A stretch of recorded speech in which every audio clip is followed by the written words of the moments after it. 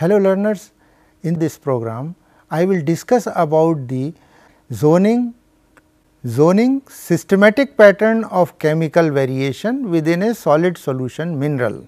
I am citing an example of feldspar. Feldspar commonly contains two end members, albite and anorthite.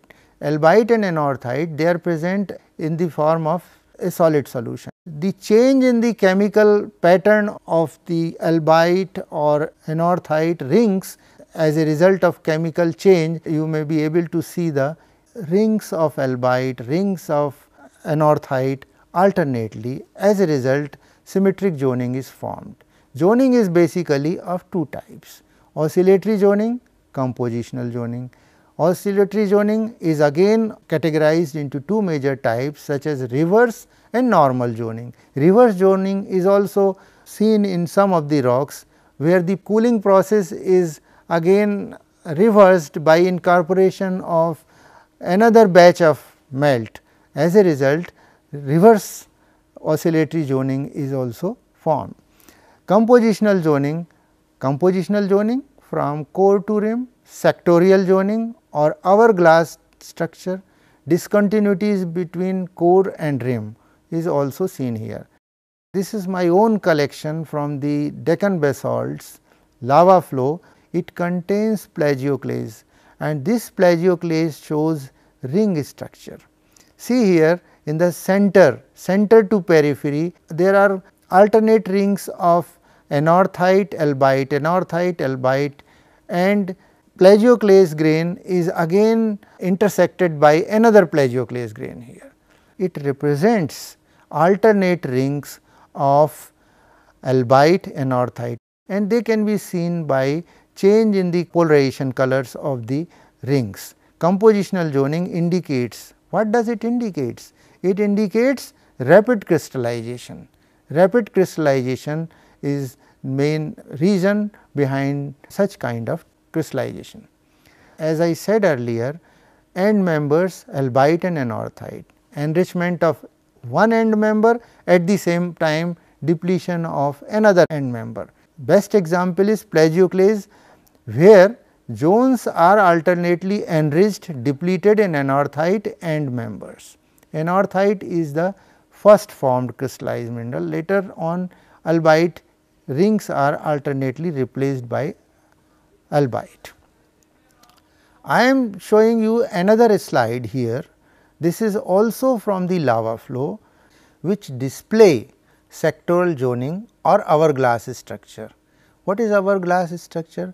Four colorless and light brown, these are the colorless and these are the light brown pleochroic sectors. These are the pleochroic sectors. 1 knot, 1 knot, not 1 knot being colored, they are the colored one. In such pyroxene, 1 knot faces expose half filled protosites of 6-fold M1 and 8-fold M2 coordination that are geometrically flexible and attract highly charged small cations in non-equilibrium proportions. This implies rapid growth. Other faces do not expose to the same half empty sites, protosites, therefore, do not attract same cations. This is the reason why this kind of hourglass structure has been formed. So, it represents this structure, hourglass structure shows this, tell us about what was the condition at the time of cooling of the lava flow. Second one is irregular growth surface result in a patchy zoning. This is a patchy zoning. See my cursor carefully, this dotted line, white dotted line covering the black portion is showing the patchy zoning. When you rotate the stage, this becomes gray and this becomes black. It is ascribed to the process where different sectors are much richer in Si and poor in Al. Si means silicon and poorer in aluminum and titanium. Then 1 knot sectors. This is the implication. Constitutional supercooling and relative diffusions rate of cationic spaces in the melt and growth rates. This is a second possible region for the formation of irregular growth surfaces here. Oscillatory and crypto oscillatory zoning with the sectoral difference in the optical behavior. Oscillatory and crypto oscillatory zoning is also because of the difference in the optical behavior. When you rotate the stage, you may find this crystal behaves differentially, optically differentially while rotating the stage. And last implication is relatively fast crystal growth. This kind of patchy zoning is attributed to the fast crystal growth. These are the regions. If you find such kind of features in any unknown rock, these are the 4 important regions. They may contribute to the formation of this rock. Now, I am citing an example of discontinuities between the zoning.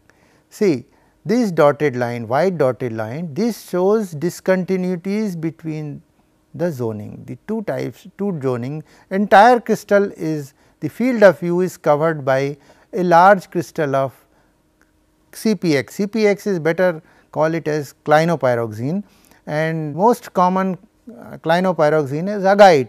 White dotted line showing represents zoning of the central part of the agate, this central part here in this portion, and zoning in its exterior part. This indicates magmatic corrosion and regrowth followed interruption in the regrowth. So, these are the regions attributed to the formation of such kind of discontinuities within the clinopyroxene crystals. Learners, let us summarize what we have learned. We have learnt about zoning. Thank you very much.